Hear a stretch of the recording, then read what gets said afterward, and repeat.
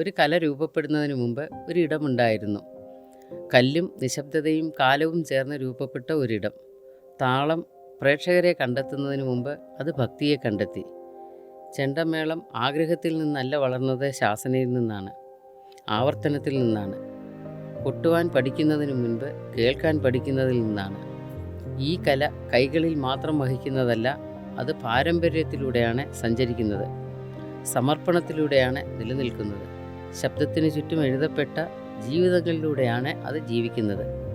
ഇനിയും നാം കാണാൻ പോകുന്നത് ഒരു മഹാനായ കലാകാരൻ്റെ കഥ മാത്രമല്ല, ജീവിച്ചുകൊണ്ട് നിലനിൽക്കുന്ന ഒരു പാരമ്പര്യത്തിൻ്റെ യാത്രയാണ്.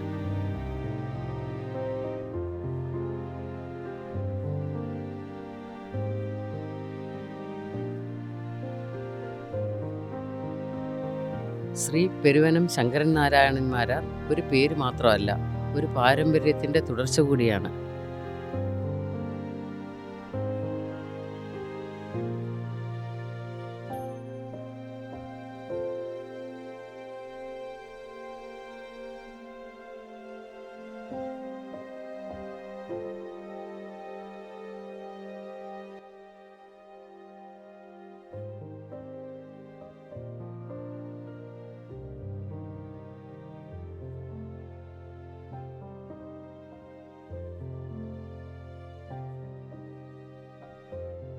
ശങ്കരേട്ട, നമസ്കാരം. താങ്കളുടെ ജനനവും കുടുംബ പശ്ചാത്തലത്തെക്കുറിച്ചൊന്ന് പറയാമോ?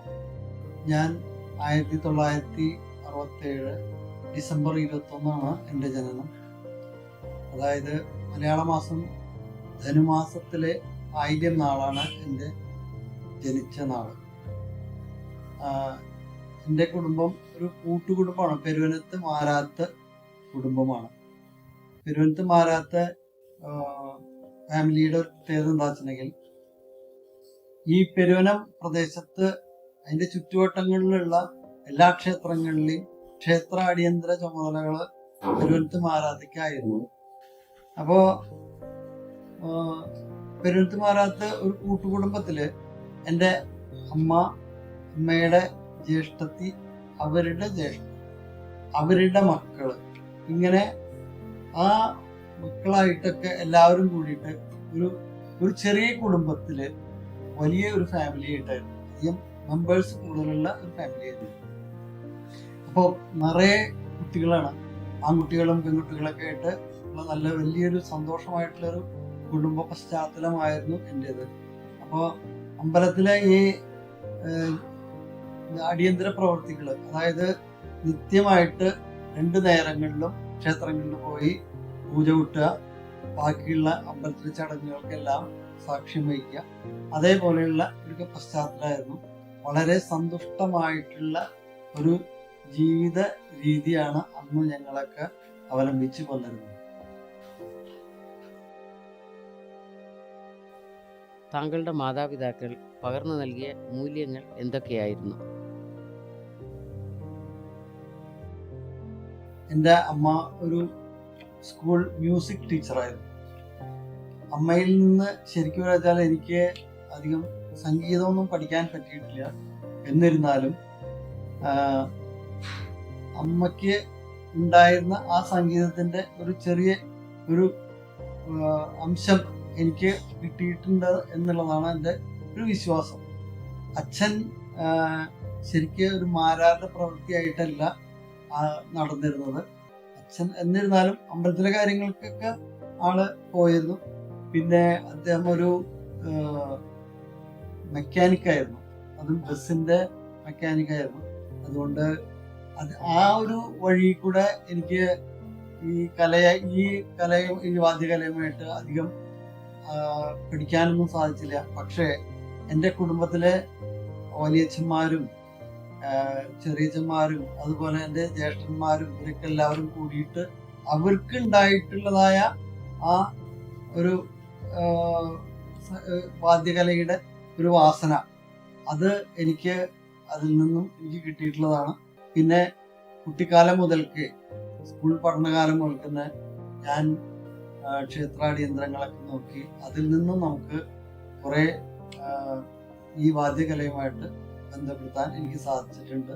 അതുകൊണ്ട് തന്നെയാണ് ഞാൻ ഇന്നും ഈ വാദ്യകലയായിട്ട് തുടർന്നു പോകുന്നത്. ശങ്കരേട്ട ഇന്നും മനസ്സിൽ നിലനിൽക്കുന്ന ബാല്യകാല ഓർമ്മകളെക്കുറിച്ചൊന്ന് പറയാമോ?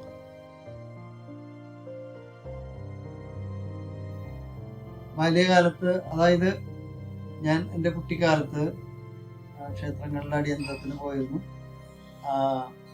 അത് കഴിഞ്ഞതിന് ശേഷം അവിടെ നിന്ന് സ്കൂൾ, അതായത് സ്കൂൾ പഠനത്തിൻ്റെ ഒരു അവസാന ഭാഗം, സ്കൂൾ വിദ്യാഭ്യാസത്തിൻ്റെ അവസാന ഭാഗത്ത് ഞാൻ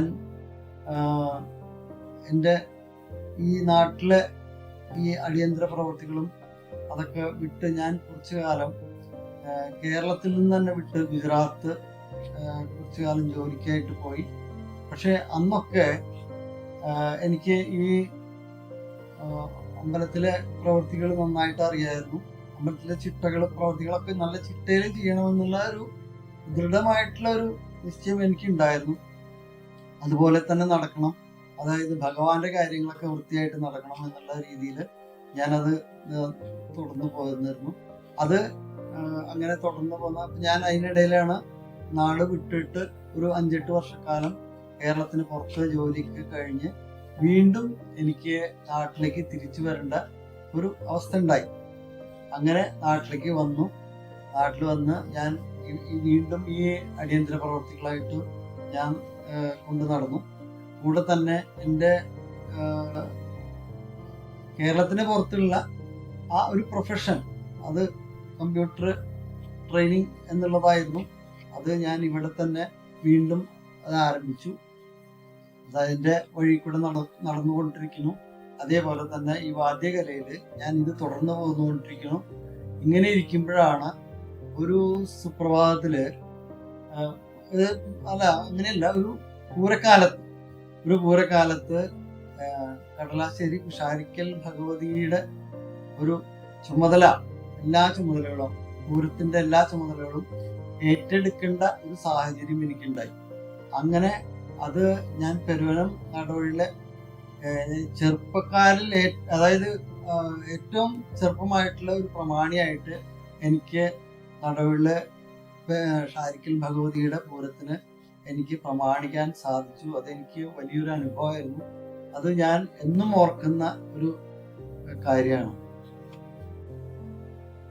ചെണ്ട താങ്കളുടെ ജീവിതത്തിലേക്ക് എങ്ങനെ എത്തി? എത്ര വയസ്സിൽ പഠനം തുടങ്ങി? ഞാൻ സ്കൂൾ പഠനകാലത്ത് ഈ കലോത്സവങ്ങളായിട്ട് ബന്ധപ്പെട്ടിട്ട് ആദ്യമായിട്ട് മേളം കുട്ടാൻ, അതായത് കുട്ടിക്കാലം മുതൽക്കേ ഞങ്ങൾക്ക് ഈ വാദ്യമൊക്കെ ആയിട്ട് നല്ല ബന്ധമാണ്. എന്നിരുന്നാലും സ്കൂളിലൊക്കെ, ഞാൻ ഇവിടെ ചേർപ്പ് CNM സ്കൂളിലാണ് എൻ്റെ എഡ്യൂക്കേഷനൊക്കെ കഴിഞ്ഞിട്ടുള്ളത്. അപ്പോൾ പഠിക്കുന്ന സമയത്ത് തന്നെ ഈ കലോത്സവമായിട്ട് ബന്ധപ്പെട്ടിട്ട് ഈ ചെണ്ടമേളം ഒരു കോമ്പറ്റീഷൻ ഒരു ഐറ്റമായിട്ട് എടുക്കലുണ്ടായി. അപ്പോൾ അതിൽ ആദ്യമായിട്ട് ഞാൻ മേളത്തിന് കൊട്ടലുണ്ടായിട്ടുണ്ട്. അതാണ് ശരിക്കും എൻ്റെ ഒരു ആദ്യമായിട്ട് ചെണ്ടയിൽ പ്രയോഗിക്കുന്നതായ ഒരു ഭാഗം. പിന്നീട് അത് ഇത്തരം ഫീൽഡിലേക്ക്, അതായത് ഈ ഒരു പ്രൊഫഷനായിട്ട് ബന്ധപ്പെടുത്തിക്കൊണ്ട് പറയാൻ സാധിക്കില്ലെങ്കിലും അതാണ് ഞാൻ ആദ്യമായിട്ട് ഒരു മേളത്തിന്റെ ഒരു ഭാഗമായിട്ട് ഞാൻ കൂട്ടിയിരുന്നത്. പിന്നെ ഇതേപോലെ തന്നെ കുട്ടിക്കാലം മുതൽക്ക് ഇവിടെ നാട്ടിൽ നടക്കുന്നതായ, ഈ പ്രദേശങ്ങളിൽ നടക്കുന്നതായ ചെറിയ പൂരങ്ങൾക്കും ഉത്സവങ്ങളിലൊക്കെ ഞാൻ ചെണ്ട കൊട്ടിയിരുന്നു.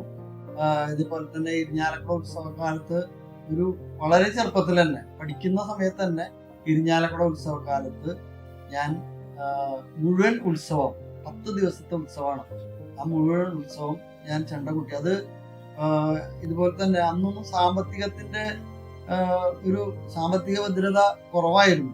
ശരിക്കും പറയാതെ ഒരു ഉത്സവമൊക്കെ കൂടിക്കഴിഞ്ഞാൽ, മുഴുവൻ ഉത്സവം 10 ദിവസം കൂടിക്കഴിഞ്ഞാൽ വളരെ തുച്ഛമായിട്ടുള്ള ഒരു സംഖ്യ അന്ന് കിട്ടുന്നുണ്ടായിരുന്നു.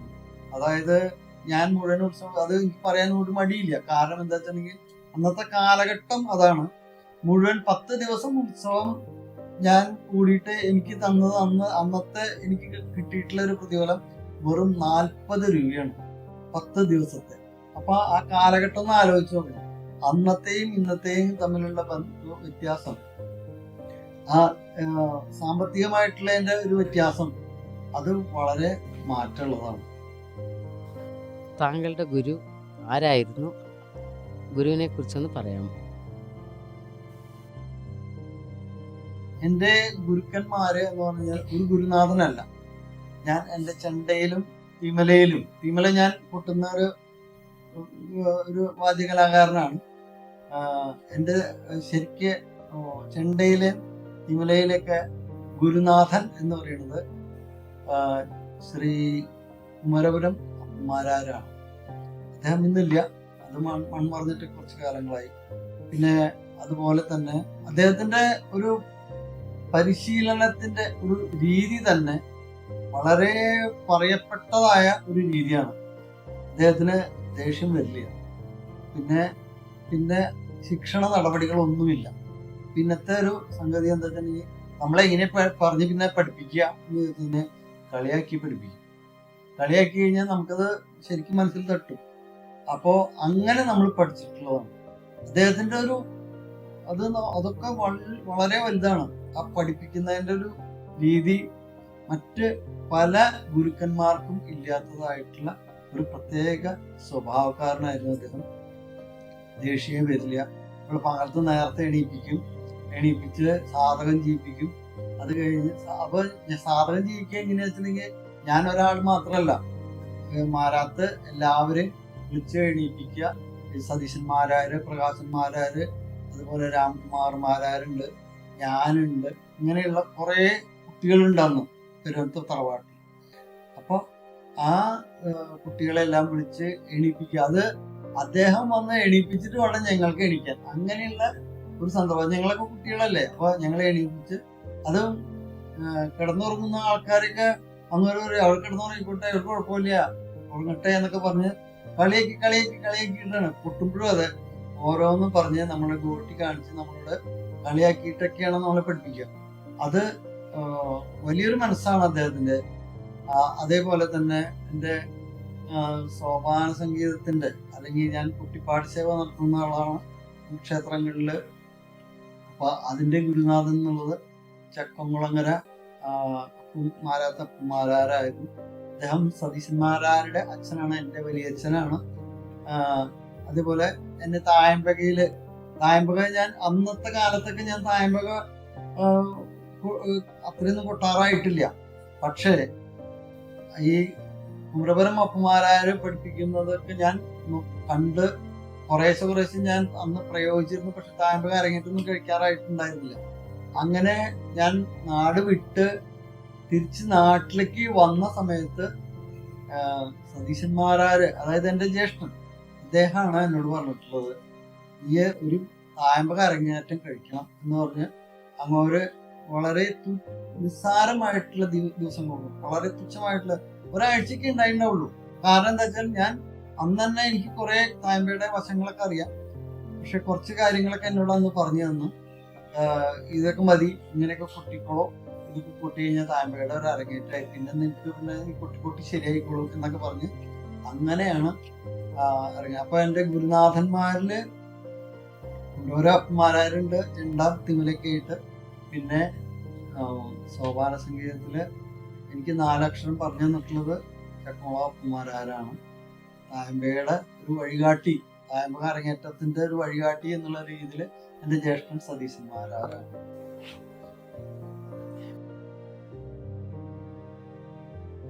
താങ്കളുടെ വിവാഹം നടന്നത് എപ്പോഴാണ്? കുടുംബജീവിതത്തെ പറ്റി ഒന്ന് വിവരിക്കാമോ? എൻ്റെ വിവാഹം എന്നുള്ളത് 28-ാം വയസ്സിലാണ് എൻ്റെ വിവാഹം നടക്കുന്നത്. ഇന്നെനിക്ക് 56 വയസ്സായി. ശരിക്കും 28 വർഷം കഴിഞ്ഞു എന്നുള്ളതാണ് ഈ സത്യം. അതായത് 1995 എൻ്റെ വിവാഹം നടക്കുന്നത്. നവംബർ 23 ആ വിവാഹത്തിൻ്റെ ഡേറ്റ്. അപ്പോൾ ഞാൻ വിവാഹം കഴിച്ചിരിക്കുന്നത് കൊടുങ്ങല്ലൂര് പുതിയടുത്ത് മാരാത്ത ശിവരാമമാരാരുടെ മകള്, രണ്ടാമത്തെ മകൾ, അതായത് മൂത്തത് ജ്യേഷ്ഠനാണ്, മൂത്ത മകളായിട്ടുള്ള ആള് ഗീതയാണ് എൻ്റെ ഭാര്യ. എനിക്ക് ഒരു മകനുണ്ട്. മകൻ ഇപ്പോൾ ബാംഗ്ലൂരാണ് ആൾ വർക്ക് ചെയ്തുകൊണ്ടിരിക്കുന്നത്. ശരത് എന്നാണ് പേര്. ഞങ്ങൾ വളരെ സന്തുഷ്ടമായിട്ടുള്ള കുടുംബജീവിതം നയിച്ചുകൊണ്ടിരിക്കുന്നു. നമസ്കാരം ഗീത ചേച്ചി. ചേട്ടൻ്റെ ജീവിതത്തിലേക്ക് ചേച്ചി വന്നിട്ട് 28 വർഷമായി എന്ന് പറഞ്ഞു. ആ ജീവിതയാത്രയെക്കുറിച്ചൊന്ന് പറയാമോ? മേളത്തിന് പോയാലും ഞാൻ കാര്യങ്ങളെല്ലാം ഇവിടുത്തെ ഞങ്ങൾക്കൊരു കമ്പ്യൂട്ടർ സെൻ്റർ ഉണ്ട്, അതിൻ്റെ കാര്യങ്ങളൊക്കെ ഭംഗിയായിട്ട് നടത്തുന്നുണ്ട്. കുഴപ്പമില്ലാണ്ട് അഡ്ജസ്റ്റ് ചെയ്ത് പോകുന്നുണ്ട്. 30 കൊല്ലമായിട്ടുണ്ട്, 28 കേട്ടോ, 30 കൊല്ലമായി. ഒരു മോനുള്ളത്, അവൻ സത്യസന്ധമായിട്ട് തന്നെ കാര്യങ്ങളൊക്കെ കൃത്യയോട് നോക്കി ബാംഗ്ലൂർ വർക്ക് ചെയ്യുന്നുണ്ട്. അവർക്ക് ഇവരെൻ്റെ ആത്മാർത്ഥത നല്ല കൂടുതലുള്ള ആളാണ്. ഞാനായാലും അങ്ങനെ തന്നെ കമ്പ്യൂട്ടർ സെൻ്ററിലെ കുട്ടികൾ ഫീസൊന്നും ചോദിക്കാണ്ട് കുഴപ്പമില്ലാണ്ട് നടന്നു പോകുന്നു. ശങ്കരേട്ട, കുടുംബജീവിതം താങ്കളുടെ കലാജീവിതത്തെ എങ്ങനെ പിന്തുണച്ചു? അതായത് ഞാൻ നല്ലപോലെ കഷ്ടത അനുഭവിച്ചിട്ടുള്ള ഒരാളാണ്. ഞങ്ങളുടെ കുടുംബം ഞാൻ നേരത്തെ പറഞ്ഞിട്ടുണ്ടായിരുന്നു, കൂട്ടുകുടുംബമായിരുന്നു. ഒരു കുടുംബത്തിൽ 10-15 മിനിമം ഒരു 10-15 അംഗങ്ങളെങ്കിലും ഉണ്ടാവും. എന്നാൽ ആ കുടുംബമോ വളരെ ചെറിയ ഒരു തറവാടായിരുന്നു.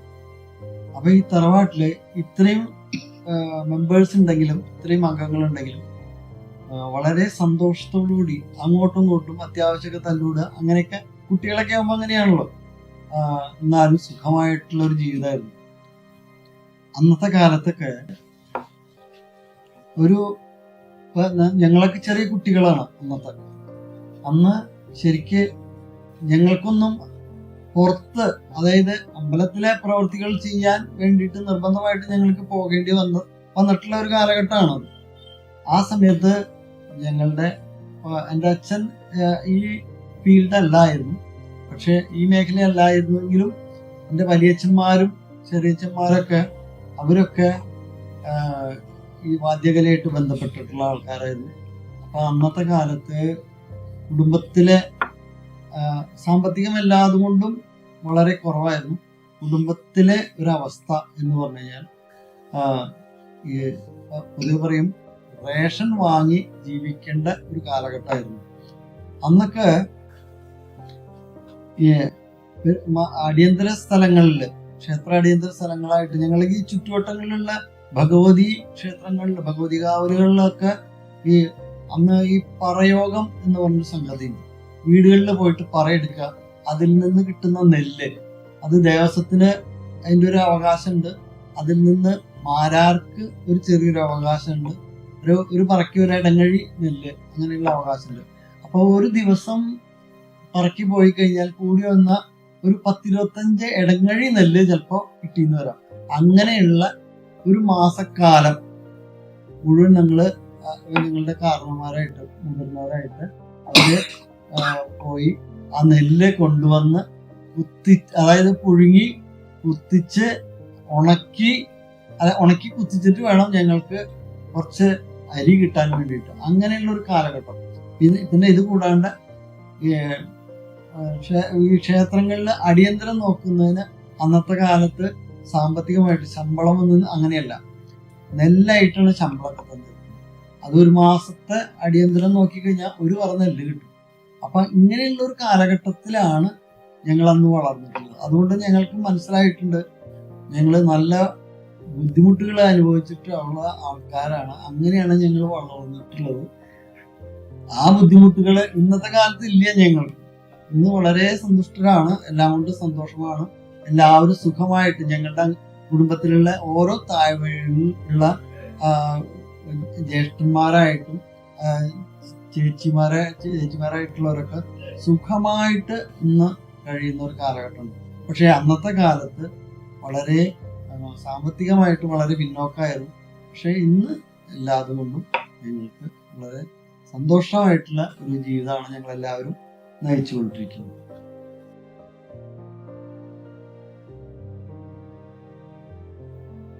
കലാരംഗത്തേക്ക് താങ്കളുടെ മകനെ നയിക്കണം എന്നൊരു സമ്മർദ്ദം താങ്കൾക്ക് തോന്നിയിട്ടുണ്ടോ?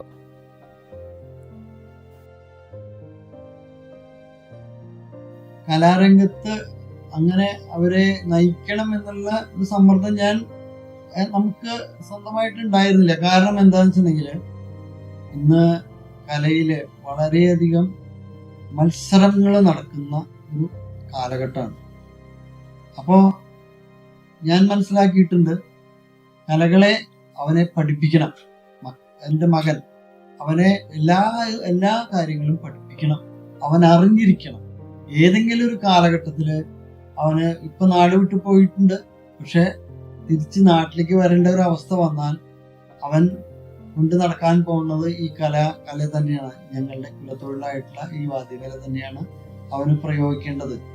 അവന് വേണ്ടതായിട്ടുള്ളത്, ഒരു മാരാർക്ക് അത്യാവശ്യം വേണ്ടതായിട്ടുള്ള എല്ലാ കാര്യങ്ങളും, അതായത് ഒരു തായമ്പ കരങ്ങേറ്റം കഴിപ്പിച്ചിട്ടുണ്ട്, മേളം ഒപ്പം കൊട്ടിക്കോളും, ഒരു കുഴപ്പമില്ല. പിന്നെ അതേപോലെ അത്യാവശ്യം സംഗീത വഴിയും, അതുകൊണ്ട് അഷ്ടപതി അല്ലെങ്കിൽ സോപാന സംഗീതമൊക്കെ അവൻ പാടുന്ന ആളാണ്. നല്ല ശബ്ദമാണ്. അവനെ ഞാൻ ഇതേപോലെ കലോത്സവങ്ങളിലൊക്കെ ഞാൻ അവനെ പങ്കെടുപ്പിച്ചിട്ടുണ്ട്. സംസ്ഥാന തലത്തിൽ വരെ സമ്മാനം അവന് വാങ്ങി കിട്ടിയിട്ടുള്ള ഒരു മിടുക്കനായിട്ടുള്ള ഒരു കുട്ടിയാണ്. അവനെ ഈ നാട്ടിൽ നിന്ന് തൽക്കാലം മാറ്റി നിർത്തിയിരിക്കുന്നത് അവന്റെ ഒരു ഭാവി കൂടി ഞാൻ പ്രതീക്ഷിച്ചുകൊണ്ടാണ്. നല്ലൊരു ഭാവി ഉണ്ടാവണം എന്ന്. കാരണം എന്താ വെച്ചാൽ ഇന്നത്തെ കാലഘട്ടത്തില് പെൺകുട്ടികള് ഒരു വിവാഹ ജീവിതം വേണ്ടി വന്ന പെൺകുട്ടികളെല്ലാവരും നല്ല വിദ്യാഭ്യാസമുള്ള കുട്ടികളായിരിക്കും. അവർക്ക് ഈ വാദ്യകലാകാരന്മാരോട് അത്ര വലിയ താല്പര്യം ഉണ്ടായിരിക്കില്ല. കാരണം എന്താ വെച്ചാൽ ഇത് ചെണ്ട ചുവന്ന് നടന്ന കുട്ടി രാവും പകലും ഇല്ലാണ്ട് ഉറപ്പൊഴിച്ചിട്ടൊക്കെ വേണം, അധ്വാനിച്ചിട്ടൊക്കെ വേണം സമ്പാദ്യം ഉണ്ടാവാൻ. അപ്പോൾ അങ്ങനെയുള്ള കുട്ടികളെ പൊതുവെ അങ്ങനെയുള്ള ആളുകളെ പൊതുവെ പെൺകുട്ടികൾക്ക് വലിയ താല്പര്യം ഉണ്ടാവില്ല. അപ്പോൾ അവന്റെ ഒരു ഭാവിക്ക് അവനൊരു നല്ലൊരു ജോലി, ഒരു പ്രൊഫഷൻ ഉണ്ടാവുക, അങ്ങനെയുള്ള ഒരു ജീവിതത്തിലേക്കാണ് അവന് ഞാൻ കാണിച്ചു കൊടുത്തിരിക്കുന്നത്. ഇനി അവൻ എപ്പോഴെങ്കിലും നാട്ടിലേക്ക് തിരിച്ചു വരണമെങ്കിൽ വരികയും ചെയ്യാം. അങ്ങനെ അവൻ്റെ ഒരു ദാമ്പത്യ ജീവിതമൊക്കെ തുടങ്ങണമെന്നുണ്ടെങ്കിൽ, നല്ലൊരു കുടുംബജീവിതത്തിലേക്ക് അവൻ കൊണ്ടുവരണമെന്നുണ്ടെങ്കിൽ ഇങ്ങനെയുള്ള ചില പ്രൊഫഷൻ അവന് ആവശ്യമാണ്. അപ്പൊ അവൻ ഇന്ന് ബാംഗ്ലൂര് നന്നായിട്ട് വർക്ക് ചെയ്യണം. അപ്പൊ എനിക്ക് ഇതിനെപ്പറ്റി കൂടുതൽ പറയാൻ വെച്ചിട്ടുണ്ടെങ്കിൽ ഇതാണ്, സമ്മർദ്ദങ്ങളൊന്നുമില്ല, സുഖമായിട്ട് അവന്റെ രീതിയിൽ അവൻ നന്നായിട്ട് വളരണം, അവന് നല്ലൊരു ഭാവി ഉണ്ടാവണം, നല്ലൊരു കുടുംബജീവിതം ഉണ്ടാവണം. ഇതൊക്കെയാണ് എൻ്റെ ഉദ്ദേശം. അതുകൊണ്ട് സമ്മർദ്ദങ്ങളൊന്നും ഇതിൻ്റെ പിന്നിലൊന്നുമില്ല.